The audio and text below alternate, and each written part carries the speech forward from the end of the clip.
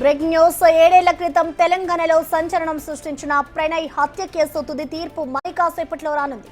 సుదీర్ఘ విచారణ జరిపిన నల్గొండ జిల్లా 2వ అదనపు session judge court final judgement ఇవ్వనుంది. ఇప్పటికే ఇరుపక్షాల వాదనలు పూర్తయ్యాయి. దీంతో తీర్పుపై సర్వత్రా ఉత్కంఠ నెలకొంది.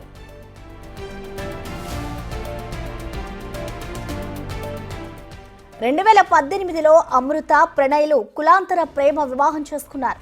అయితే కులాంతర ప్రేమ వివాహం ఇష్టం లేని అమృత తండ్రి మారుతీరావు సుపారీ గ్యాంగ్తో ప్రణయ్ను 2018 సెప్టెంబర్ 14న మిర్యాలగూడలో హత్య చేయించారు. ఈ హత్య అప్పట్లో తెలుగు రాష్ట్రాల్లో సంచలనంగా మారింది. ప్రణయ్ తండ్రి బాలస్వామి ఫిర్యాదుతో పోలీసులు 8 మందిపై కేసు నమోదు చేశారు. ఈ కేసులో A1గా అమృత తండ్రి మారుతీరావు ఉన్నారు. అయితే కేసు విచారణ దశలో ఉండగానే అమృత తండ్రి ఆత్మహత్య చేసుకున్నారు.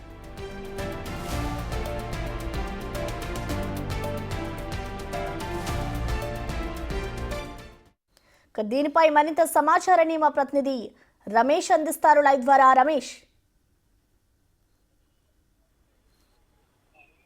రైట్. ప్రణయ్ హత్య కేసులో మరి కాసేపట్లోనే తుది తీర్పు వెల్లడయ్యే అవకాశం కనపడుతుంది. ఇప్పటికే నిందితులంతా కూడా కోర్టుకు హాజరైనటువంటి పరిస్థితి. మొత్తం ఈ కేసులో 8 మంది నిందితులుగా ఉన్నారు. A1గా మారుతీరావు ఇంతకు ముందే 2020లోనే అతను ఆత్మహత్య చేసుకొని చనిపోవడం జరిగింది. మిగతా 7 నిందితులు A1 మారుతీరావు, అదేవిధంగా A2 Subhash Sharma, A3 Asgar Ali, A4 Mohammed బారీ, A5 Karim, A6 Shravan, A7 సముద్రాల శివ, A8 నిజాం, మొత్తం కూడా 8 మంది నిందితులు ఉన్నారు. మనం కొద్దిసేపటి క్రితమే విజువల్స్ లో కూడా చూడడం జరిగింది. జైలు నుంచి నేరుగా ఇక్కడికి తీసుకొచ్చినటువంటి అస్గర్ అలీ విజువల్స్ కూడా చూడడం జరిగింది. మరి కాసేపట్లోనే సుభాష్ శర్మ కూడా వస్తే ఇక జడ్జిమెంట్ కొద్దిసేపు మరి కాసేపట్లోనే ప్రకటించే అవకాశం కనపడుతుంది. అంతా దేశవ్యాప్తంగా కూడా సంచలనం సృష్టించింది మారుతీరావు ప్రణయ్ హత్య కేసు. 2018 సెప్టెంబర్ 14న మనం చూడడం జరిగింది. ఆ రోజు కూతురు ఈ విధంగా కులాంతర వివాహం చేసుకున్నారన్నట్టు కక్షతో కూడా తండ్రి మారుతీరావు సుపారీ గ్యాంగ్ తో కూడా హత్య చేయించడం జరిగింది. పెళ్ళైన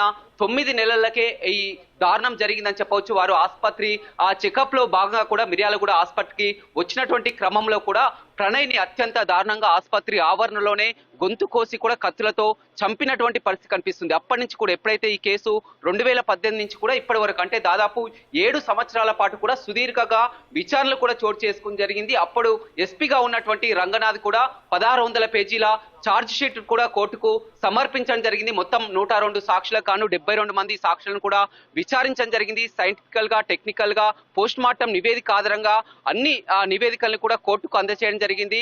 కోర్టు తీర్పును మాత్రం రిజర్వ్ లో పెట్టింది. మరి కాసేపట్లోనే సుభాష్ శర్మ కూడా హాజరయ్యే అవకాశం కనపడుతుంది. హాజరైన తర్వాత కూడా ఆ జడ్జిమెంట్ ఇస్తారు. అయితే ఇప్పుడు అందరి దృష్టి కూడా జడ్జిమెంట్ పై ఉంది. ఎందుకంటే ఒక పరువు హత్య కేసులో కులాంతర వివాహం చేసుకున్నారని పరువు హత్య కేసులో కూడా ఆ నిందితులకు ఎలాంటి శిక్ష పడుతుందనే కూడా ఒక సస్పెన్స్ గా మారిందని చెప్పవచ్చు. కీలక నిందితుడు ఎవరైతే ఉన్నారో A4గా ఉన్నటువంటి మహమ్మద్ బారీ గతంలో జైల్లో ఉన్న సమయంలోనూ A2గా ఉన్నటువంటి సుభాష్ శర్మ, అదేవిధంగా A3గా ఉన్నటువంటి అస్గర్ అలీ మహమ్మద్ బారీలకు జైల్లో పరిచయం. అప్పుడు మహమ్మద్ బారీని కాంటాక్ట్ అయినటువంటి మారుతీరావు తన కూతురు ఈ విధంగా ప్రేమ వివాహం చేసుకుంది, ఖచ్చితంగా ప్రణయ్ని హత్య చేయాలని కూడా మహమ్మద్ బారీతో కూడా మాట్లాడడం జరిగింది. మహమ్మద్ బారీ అప్పుడు మీరు చంపితే ఖచ్చితంగా పెద్ద మొత్తంలో కూడా డబ్బులు వస్తాయని కూడా సుభాష్ శర్మకు, అదేవిధంగా అస్గర్ అలీ ఇద్దరికి చెప్పడం కూడా ఈ హత్యకు పన్నాగం పొందింది అని చెప్పవచ్చు. 2018 సెప్టెంబర్ 14న హత్య చేయడం జరిగింది. ఆ తర్వాత వీరు జైలుకు వెళ్లి 2019లో జైలు నుంచి బెయిల్ పై విడుదల కావడం జరిగింది. ఆ తర్వాత 2020లో ఖైరతాబాద్ లోని ఒక వాసవి భవన్ లో కూడా తండ్రి మారుతీరావు A1గా ఉన్నటువంటి మారుతీరావు ఈ కేసులు ఎదుర్కోలేక, అదేవిధంగా మొత్తం కూడా ఆ జీవితంపై ప్రెస్టేషన్ తో కూడా అక్కడ వాసవి భవన్ లో ఆత్మహత్య చేసుకొని చనిపోవడం జరిగింది. ఇప్పుడు మిగతా నిందితులు ఎవరైతే ఉన్నారో మారుతీరావు సోదరుడు శ్రవణ్ కానీ, మారుతీరావు డ్రైవర్ సముద్రాల శివ కానీ, ఆ విధంగా ఆ రోజు ఆటోలో తీసుకొచ్చి నిందితులను ఎవరైతే సుభాష్ శర్మని, అస్గర్ అలీని ఆటోలో తీసుకొని వచ్చారో నిజాం కానీ, వారంతా కూడా కోర్టు ముందు హాజరు కావడం జరిగింది.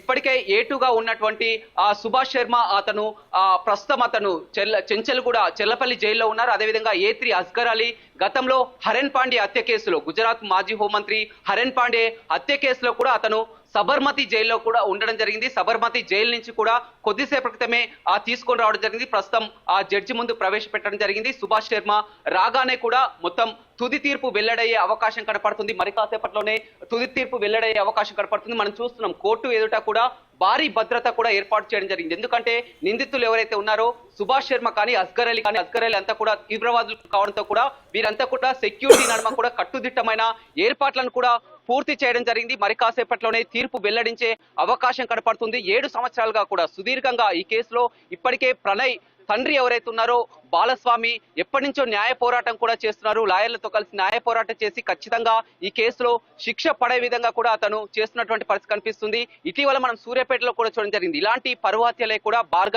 భార్గవి కూడా తన కూతుర్ని ప్రేమించారని బంటిని అత్యంత దారుణంగా కూడా సేమ్ ఇదే కోణంలో కూడా హత్య చేయించారు.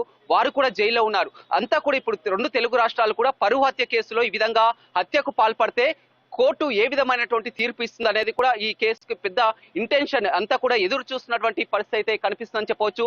మనం చూస్తున్నాం రెండో అదనపు సెషనల్ SC/ST కోర్టులో కూడా మనం విజువల్స్ లో కూడా చూస్తున్నాం. నిందితులంతా కూడా ఇప్పటికే రావడం జరిగింది.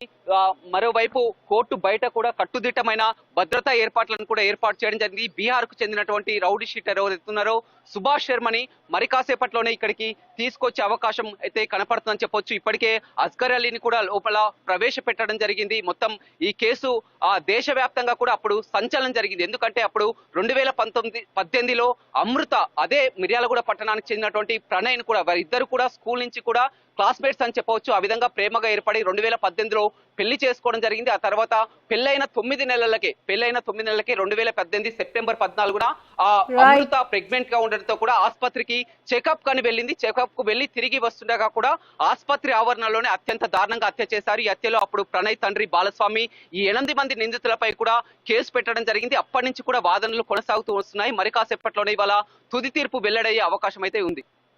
రమేష్.